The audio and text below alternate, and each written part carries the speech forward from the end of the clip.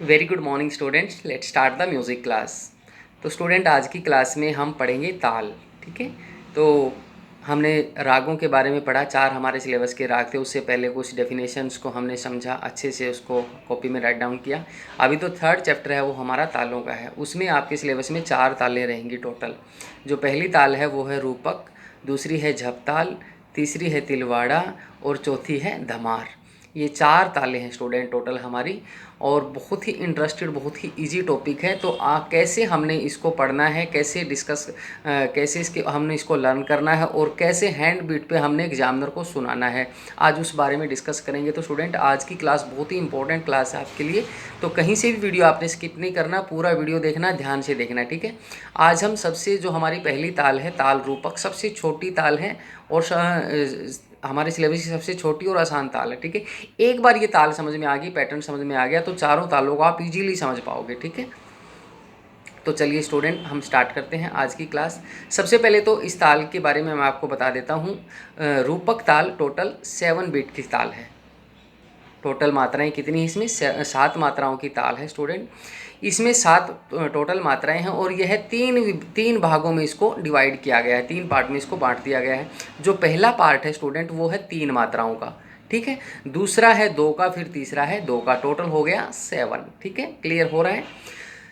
उसके बाद एक तो पहली बात आपने ये याद रखनी है, टोटल मात्राएं कितनी है रूपक ताल में? 7 मात्राएं हैं। और 7 मात्राओं को कितने विभागों में विभाजित किया गया है? 3 विभागों में इसको विभाजित किया गया है। पहला है 3 मात्राओं का, और दूसरा तीसरा 2-2 मात्राओं का है। ठीक है, क्लियर हो गया। उसके बाद स्टूडेंट, इसमें पहली मात्रा पे खाली आता है। अब म्यूजिक में खाली किसको बोला जाता है? जहाँ पे कोई ना तो ताली आए ना कोई बोल बजे, जिसमें कोई ढोलक तबले पे कोई बोल ना बजे, उसको खाली कहते हैं। ठीक है, इंडिकेट कर रहा है। खाली का मतलब, खाली मतलब जिसमें कोई मतलब ये मानो जिसमें कोई भी मोमेंट ना हो। ठीक है, उसको खाली कहेंगे। अब इसमें पहली ही मात्रा पर खाली है। अब कोई भी ताल हम लेंगे, सिर्फ ये एक रूपक ताल ऐसा ताल है जिसकी पहली मात्रा खाली है। अदरवाइज कोई भी ऐसी ताल नहीं है। हर ताल पे पहली मात्रा पे सम आता है, ताली आती है। ठीक है, ताली आती है। लेकिन ये ताल एक ऐसी है जिसकी पहली ही मात्रा खाली है। ठीक है, यह बात, ये इसीलिए एक यूनिक ताल है और बाकी तालों से अपने आप को अलग रखती है। यही इसकी एक पहचान है और यही इसकी खूबसूरती है। ठीक है, क्योंकि इसकी पहली मात्रा ही खाली है। बाकी जितनी भी तालें हैं सभी में पहली मात्रा पे ताली आती है। तो इस पे सम पे ही खाली है। 4 नंबर पे और 6 नंबर पे इसमें क्या है स्टूडेंट? ताली है। चौथी और छठी मात्रा पे ताली है, पहली मात्रा खाली है। देखिए, पहली पे खाली, 4 पे ताली, 6 पे ताली। ठीक है, समझ में आ गया। ताल के बोल हैं तिन तिन ना, धिन ना, धिन ना। 7 बोलोगे। देखिए, काउंट करके दिखाता हूँ। तिन तिन ना, धिन ना, धिन ना। टोटल 7 बोलोगे। 1 2 3 4 5 6 7, तिन तिन ना, धिन ना, धिन ना। ठीक है, टोटल 7 बोल हो गए। दोबारा देखिए, हमने काउंट किया, देखो, 1 2 3 4 5 6 7, तिन तिन ना, धिन ना, धिन ना, तिन तिन ना, धिन ना, धिन ना, तिन। ठीक है, इसको 7 पे छोड़ना है। बट एग्जामिनर को हमने कैसे सुनाना है, कैसे हैंड बिट पे इसकी प्रैक्टिस करनी है, वो चीज़ देखिए बेटा। सबसे पहले हम इसको हैंड बिट पे करेंगे। आप ये मत सोचना कि आपने ढोलक पे सुनानी है, तबला बजा के दिखाना है, ऐसा कुछ नहीं है बेटा। आपने सिर्फ हैंड बिट पे इस ताल को खाली ताली शो करके दिखाना है इसकी। ठीक है, वही चीज़ बजानी, इसकी बोल बजाने, इसकी ये गुण बजानी। वो कैसे प्ले करनी है, जैसे मैंने अभी आपको बताया, रूपक ताल 7 बीट की ताल है, पहली मात्रा खाली, 4 6 पे ताली है। तो कैसे प्ले करेंगे हम इसको, देखिए। तो जब पहली मात्रा पे ताली नहीं रखनी, खाली है, तो हम इसको खाली को ऐसे शो करते हैं। खाली, ये गया खाली। जैसे 3 ताल में खाली शो करते हैं। 3 ताल आपने जैसे क्लास +1 में पढ़ी है। 3 ताल में क्या है, देखो, धा धिन धिन धा, धा धिन धिन धा। देखो, पहली पे ताली आ रही ना, धा धा धिन धिन धा, धा धिन धिन धा। तो 3 ताल में 9वीं मात्रा खाली है। तो 9वीं हमने कैसे शो किया था?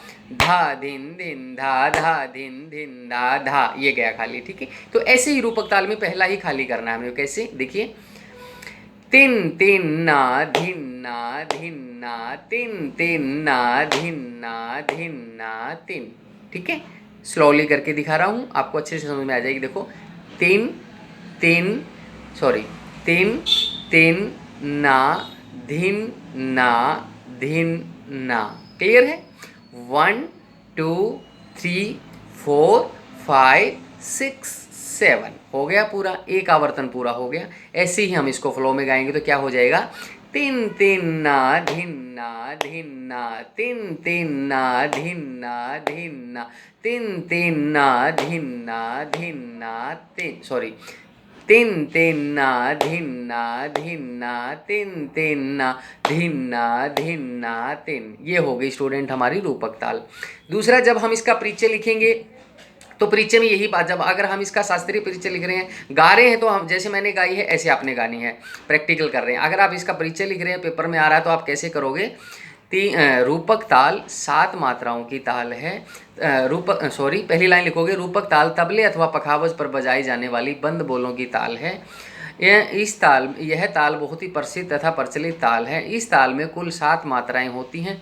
इस ताल में पहली मात्रा पर खाली तथा चौथी और छठी मात्रा पर ताली आती है। यही बातें लिखनी है स्टूडेंट। जैसे आपने राग के बारे में लिखा था ना कि ऊपर वाले पॉइंट्स हमने लर्न कर लिए थे, नीचे उनकी विशेषताएं हमने क्रिएट कर दी थी, सेम वही पैटर्न आपने यहाँ पे करना है। जो भी इस ताल में मैंने बताया, 4 और 6 पे ताली, पहली मात्रा खाली, वही बातें लिख दोगे, एक सेंटेंस के रूप में लिख दोगे कि रूपक ताल 7 मात्राओं की ताल है। यह बहुत ही प्रसिद्ध तथा प्रचलित ताल है। शास्त्रीय संगीत के साथ साथ सुगम संगीत के साथ भी इस ताल का प्रयोग किया जाता है। यह ताल तबले अथवा पखावज पर बजाई जाने वाली बंद बोलों की ताल है। इस ताल में पहली मात्रा पर खाली तथा चौथी और छठी मात्रा पर ताली आती है। ठीक है, तो ये बात आपने लिखनी है स्टूडेंट। तो ये था हमारा आज का ताल रूपक। आई होप सबको अच्छे से समझ में आ गया होगा।